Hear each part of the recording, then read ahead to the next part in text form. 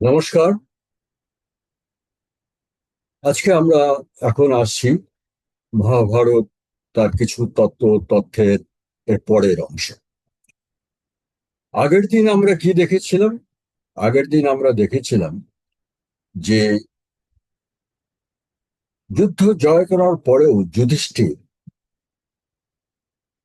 1 মাসের মতো গঙ্গার তীরে ব্যাসদেবের আশ্রমে বিমর্ষ হয়ে বসে রইলেন।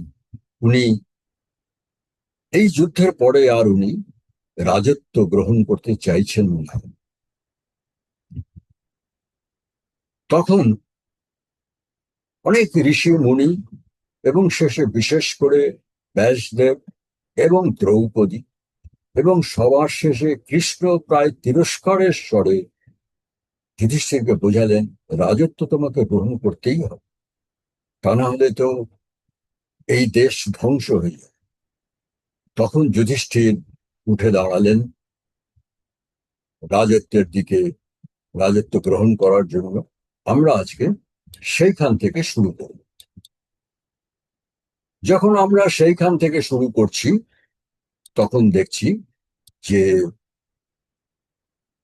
আপনার যুধিষ্ঠির সবাইকে নিয়ে মহা সমারোহে হস্তিনাপুরে যাত্রা করলেন এবং সেখানে গিয়ে শাস্ত্রানুসারে তার রাজ্য অভিষেক হলো।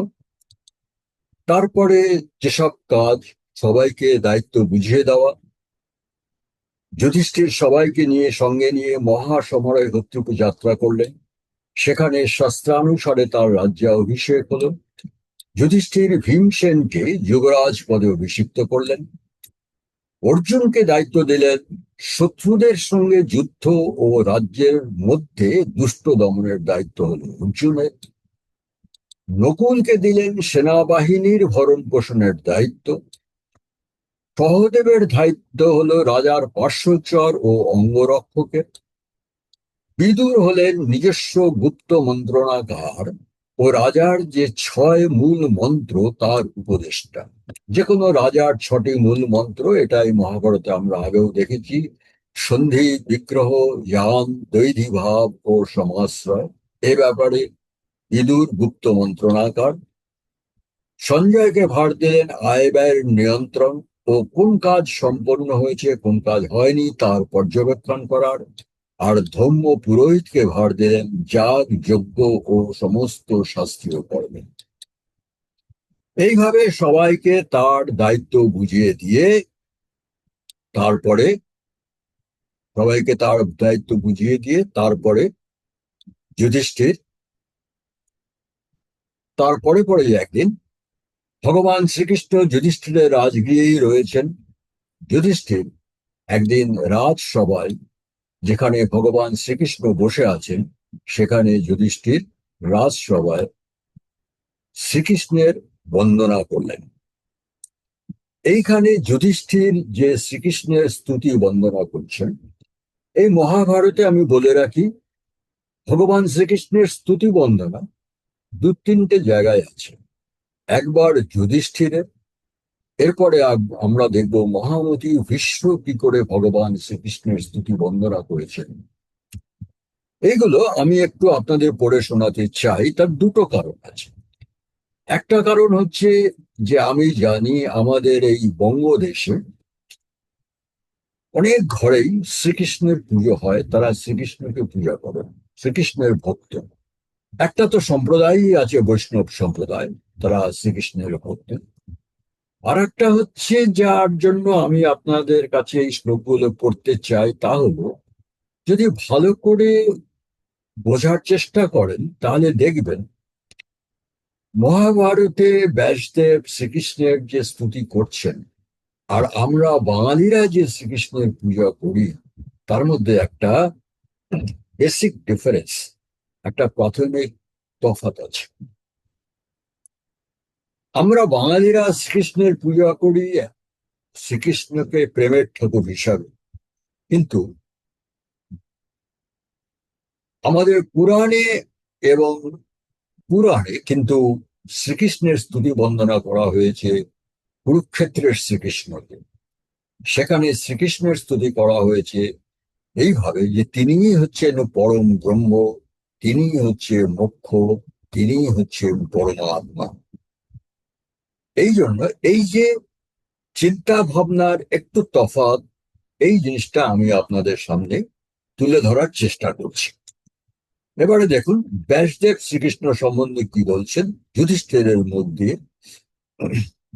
উনি বলছেন, তব কৃষ্ণ প্রসাদেন নয়নো চ বলনে চ বুদ্ধয়া চ যদুষার্দুল তথা বিক্রমণেন চ পুনঃ প্রাপ্তুমিদং রাজ্যং পিতৃপৈতাং ময়া নমস্তে পুণ্ডরিকাক্ষ পুনঃ পুনররিন্দম। যুধিষ্ঠির বলছেন, হে যদুষার্দুল কৃষ্ণ, আপনার কৃপায়, আপনার কুশলতা, বুদ্ধি, বল আর বিক্রমেই আজ আমি আমার পিতৃপিতামহের রাজ্য ফিরে পেয়েছি। তাই হে পুণ্ডরিকাক্ষ, আপনাকে প্রণাম। হে শত্রুহন্তা, আপনাকে পুনরায় প্রণাম। যুধিষ্ঠির বলে চলেছেন, তাম একমাহু পুরুষং তাম আহু সত্যোতঙ্গপতিম নাম বিস্ত্যং বহুবিধৈ স্তুবন্তি প্রজতাদিয়া। আপনি সেই অন্তর্যামী পুরুষ, আপনি ভক্তের ভগবান। দ্বিজগণ আপনাকে নানা নামে পুজো করে। সেই নানা নাম কি? বিশ্বকর্মণ নমস্তেতু, বিশ্বাত্মন বিশ্বসম্ভব, বিষ্ণু কৃষ্ণ হরে কৃষ্ণ বৈকুণ্ঠ পুরুষোত্তম। আপনি বিশ্বকর্মা, কারণ এ বিশ্ব আপনি সৃষ্টি করেছেন। আপনি এ বিশ্বের গভীর আত্মা। আপনি বিশ্ব সম্ভব, কারণ এ বিশ্ব আপনার থেকে উদ্ভূত। আপনি সর্বব্যাপী আছেন, তাই আপনার নাম বিষ্ণু। আপনি সর্বজয়ী, তাই আপনার নাম জিষ্ণু। আপনি আবার সব হরণ করেন, তাই আপনার নাম হরি। আপনি সব নিজের কেন্দ্রে আকর্ষণ করেন, তাই আপনার নাম কৃষ্ণ। আপনি বৈকুণ্ঠের অধিপতি, তাই আপনার নাম বৈকুণ্ঠ। আপনি সর্বোত্তম পুরুষ, তাই আপনার নাম পুরুষোত্তম। এখানে আমি একটু আপনাদের নজরে এনেছি কেন্দ্রে আকর্ষণ করেন, অর্থাৎ দেখা যাচ্ছে শ্রীকৃষ্ণের নাম কৃষ্ণ কেন, এই প্রশ্ন যদি কোনোদিন আপনাদের করা হয়, তার উত্তর হচ্ছে শ্রীকৃষ্ণের নাম কৃষ্ণ এই জন্য যে এই সমস্ত বিশ্বকে প্রলয়কালে বা জীবজগতের মৃত্যুর পরে সবকিছু কিন্তু ওই কৃষ্ণ কেন্দ্রেই বিলীন হয়ে যায়। কৃষ্ণ সবকিছু তার কেন্দ্রে আকর্ষণ করেন, তাই তার নাম কৃষ্ণ। এবারে আরো বলছেন যুধিষ্ঠির, আদিত্য সপ্তথা তন্তু পুরাণ গর্ভতাঙ্গত কৃষ্ণে গর্ভতমেব একম স্ত্রীযুগ তাঙ্গ বদন্ততি। পুরাকালে আপনি 7 বার অদিতির গর্ভে অবতার গ্রহণ করেছিলেন। দেবকীর অর্থাৎ কৃষ্ণের গর্ভে আপনার জন্ম, তাই আপনার নাম কৃষ্ণ গর্ভ। আপনি 3 যুগে অর্থাৎ সত্য, ত্রেতা, দাপর যুগে অবতার গ্রহণ করেছেন, তাই আপনার আর এক নাম ত্রিযুগ। শুচিশ্রব ঋষিকেশ হৃতার্চির হংস উচ্যতে ত্রিচক্ষু শম্ভুরেকস্তং বিভুর দামোদর ইয়োপিচ। আপনি শুচিশ্রবা অর্থাৎ সবসময় শুচি শ্রবণ করেন। আপনি ঋষিকেশ, আপনি ঘৃতাহুত যজ্ঞের অগ্নি। আপনি পরমহংস, আপনি আর ত্রিনয়নধারী শম্ভু একই সত্তা। আপনি সর্বত্র বিচরণশীল দামোদর। এখানে বলে রাখি, দামোদর হচ্ছে ব্রহ্মার এক নাম, তিনি সর্বত্র বিচরণশীল। আরো বলছেন, বরাহয়গ্নি বৃহদভানু বিশার্ভতার্ষ লক্ষণ অনেক শাহ পুরুষ শিল্পী বিষ্ণুরুক্রম।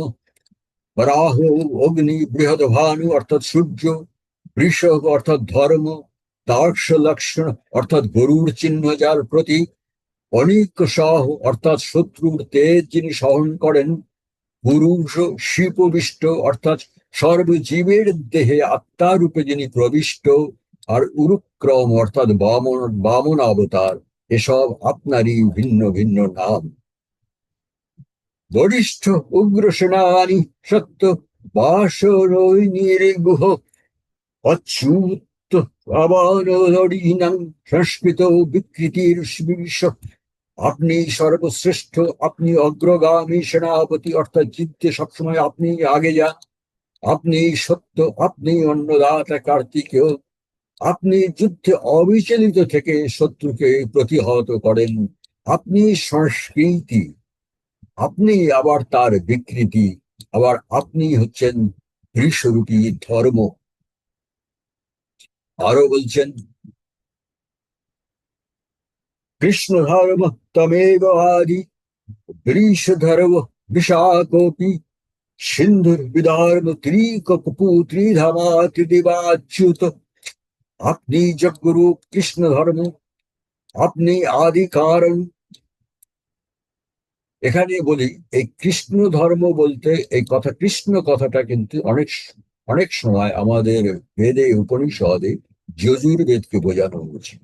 আপনি যজ্ঞরূপ কৃষ্ণ ধর্ম, আপনি আদি কারণ, আপনি ইন্দ্রিয়ের দর্প হারিয়ে বিষ ধর্ম, আপনি হরিহর সম্মিলিত বিষাদপি, আপনি সপ্ত সমুদ্র, আপনি নির্গুণ পরমাত্মা বিধর্ম, আপনি ঊর্ধ্ব অধ মধ্য তিন দশা মিলে ত্রিকপুর, আপনি সূর্য চন্দ্র অগ্নি তিন মিলে ত্রিবিধ তেজ ত্রিধামা। আপনি আবার বৈকুণ্ঠ ধাম থেকে পৃথিবীতে এসে অবতার গ্রহণ করেন। সম্রাট বিরাট স্বরাট চৈব সুররাজ ভবত ভব, বিভুর বিভু তীভু কৃষ্ণ কৃষ্ণ বর্তা তমেব চ। আপনি সম্রাট বিরাট স্বরাট, আপনি দেবরাজ ইন্দ্র, আপনার থেকে এই বিশ্বের উদ্ভব, আপনি বিশ্বকে নিজের দিকে আকর্ষণ করেন, আপনি পরম গতি কৃষ্ণাবর্ত। সৃষ্টক্রিদ ভিষজাবর্ত কপিলস্তং চ বামন, যজ্ঞ ধ্রুব পতঙ্গস্য যজ্ঞ সেন তমুচ্যসে। আপনি অভীষ্ট দাতা, আপনি অশ্বিনী কুমার দয়ের পিতা সূর্য, আপনি কপিল মুনি, আপনি বামন অবতার। যজ্ঞ ধ্রুব, যজ্ঞ সেন, এসব আপনারই নানা নাম। শিখণ্ডী নহুষ বৎসুরদীব স্পৃক্তং পুনর্বসু শুভভ্রু রুক্ম জগ্মোষ সুষেণ দুন্দুস্তথা।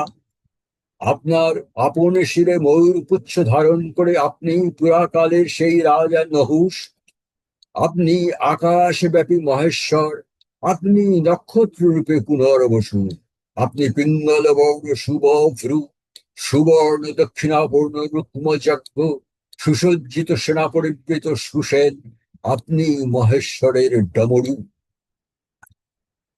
গভস্তিনেমি শ্রীপদ্ম পুষ্কর পুষ্পধারণ ঋভুর্বিভু সর্বসুৎফাশ্চরিত্রং চৈব পট্ঠাসে। আপনি কালচক্রের চালক গভস্তিনেমি, আপনি শ্রীপদ্ম পুষ্কর পুষ্পধারী ঋভু বিভু পরম সূক্ষ্ম আর সদাচারী। অঙ্গ নিরীস্তং ব্রহ্মাতং পবিত্রং যম ধামবিদ হিরণ্যগর্ভতামাহু সদা সাহ চ কেশব।